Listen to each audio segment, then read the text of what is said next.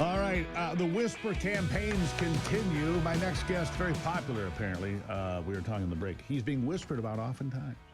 The reason being is he had the most accurate poll for the 2024 election. And so when he reports where President Trump is or where other important issues are, the left takes issue with him, tries to bury him, and we bring him out and say, look, here's Mark Mitchell from Rasmussen. He gets it right. Mark, welcome back to the program.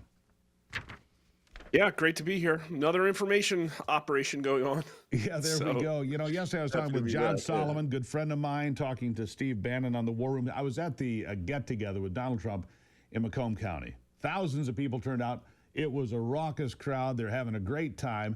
And this whole idea, and I want you to weigh in on this whole idea that there are all these Trump voters with buyer's remorse. That's what the left keeps trying to manufacture and spread like a manure spreader on a farm. But it's not working. Look, I'm talking to these people. Some of them were former Democrats, independents, Republicans. I'm yet to meet the person that said, gosh, I wish I'd voted for Kamala Harris. What are you hearing? What are you seeing? I mean, there's been a lot of analysis that people have done, voter verified surveys asking them if they would change their vote. And they've like 1% said yes, but then another 1% would change the other way. Right. And that's because people don't really change their minds. What I think a lot of the pollsters are seeing is something called a response bias, which is when they go out and sample and just all of a sudden all the lefties are all pissed off. So they're going to pick up the phone and answer it. And then that dies down. And we see those from time to time. And you could say, well, maybe that's not accurate. Maybe that's not polling. But elections are a response bias, right? So what I saw is people were a little upset with Donald Trump like 2 weeks ago. He got down to like -5, -6 in our numbers. He's floating around net even. He's net -2 today. It's not this like circling the toilet drain. If you take off the first 6 months of Obama's term, he's polling like Obama did for 8 years. And that's what you'd expect 50-50. Because we're politically... Yeah, 50, more or less, that's where he's going to be. And let's be honest about this. Yeah. If he gets a couple of these trade deals in place, if the interest rates come down a quarter point or a half point this year and things really start to move again, you make a deal with those 7 major trading partners, be it the EU, Canada, Mexico, China, whatever. You get some of these things in place, the economy in this country is going to hum. Everybody knows it. The Democrats know it. They don't have anything else. Yeah. And so then what happens to his numbers? They're going to go up, right? Yeah, we have experience with that. That's what happened is he came into office the first time in the mid to low 50s, same thing he did this time around, and immediately tanked in the high 30s because everybody was calling him a Russian asset. Well, after like 6 or 12 months of that, people started to wake up and say, no, he isn't, and he recovered back into the mid 40s. But then for the rest of his first term, it kept climbing, and what also kept climbing was right direction. And so right now, right direction polling, as we've talked about on your show, is setting records. It continues to set records. It's at 42% today. That's really high, like 95th percentile. And the other time it was setting records is in the winter of 2020. And that's because the jobs numbers were starting to get better. People were happy. There was money. And then the virus hit. And so now we're going to see, well, what happens this time? Trump's play, it's quite a bit different. It's a little bit higher energy than the first term, and we might see that again. Yeah, let me ask you this. I mean, I go to Real Clear Politics where they stack up the polls, right? And I look at them and go, all right, so CNN has Trump -14. ABC, Washington Post, Ipsos, -13. New York Times, CNN, -12. Those are garbage numbers, aren't they?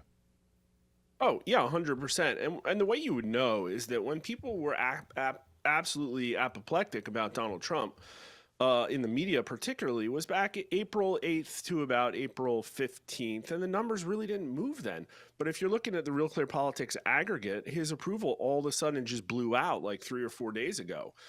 Why is that? Well, because over the weekend, all of these mainstream media pollsters, and the names you're listing off are all polling organizations attached to major corporate interests that have very globalist views, let's just put it that way, a love of the establishment. And they all dropped between -10 and -14 polls all at once right into the Sunday news cycle, with ABC, Washington Post at a -13 leading off the pack. And that's where you got the headline, oh, worst 100-day polling in 80 years. Well, like, no. The ABC poll has Yeah. Trump underwater 6 points on immigration. You're Yeah. going to run a psychological operation on America with such a patently Nobody's buying left-leaning it. poll? I'm going to call you out. I'm going to Yeah. call you a liar. Yeah, they are liars. No, nobody by the way, Mark, these are the same polling companies that told us Kamala Harris was going to win the election in November. I mean, you go back. Well, every the same single people one that of them told us put out that, a right? Yeah, and they'll say, "Oh, the polling wasn't that bad this time. Oh, they were kind of close to Rasmussen." No, they were 6 to 9 points to the left of me for almost the entire election season. And even if they maybe had Harris only up +1, +2, +3 in the national popular vote, every single mainstream media election map showed Kamala Harris winning the swing states. Every single one. Not a single one, not even Wall Street Journal that Fox News loves to say, look at Murdoch's polling organization. They actually had Trump up once in the national popular vote. Nope, their map showed Kamala Harris winning. Nobody out there. Rich Barris, Qantas, a few others that are independent, Atlas, we're the only ones that put Trump up. And it's because the second your revenue line gets over $10 million, then all of a sudden you want to cozy up to Washington. You got somebody on K Street. You got big business breathing down your necks. You got your advertisers from big pharma. That's what happened to every single one of these. And maybe the individual pollsters aren't that scummy, but they all report up to a boss. They all report up to maybe a boss who Mark, gets his bread buttered by the establishment. Scummy is the word of the day now. Maybe they are that scummy bottom feeders. Mark Mitchell, polling truther. Always appreciate you being here. We'll talk again soon. Yep, awesome. Thank you. Appreciate it. Greatly appreciate it. Man, they are scummy. That's the word of the day, scummy. I mean, come on. Does anybody believe Chicken Noodle News, -14? Trump's disapproval numbers are 57%. His approval is just 43. Bull. Can't say that on the broadcast. You'll have to come in for after hours to hear me talk that way. And you will, by the way. I'll take a break and be back with some final thoughts after this.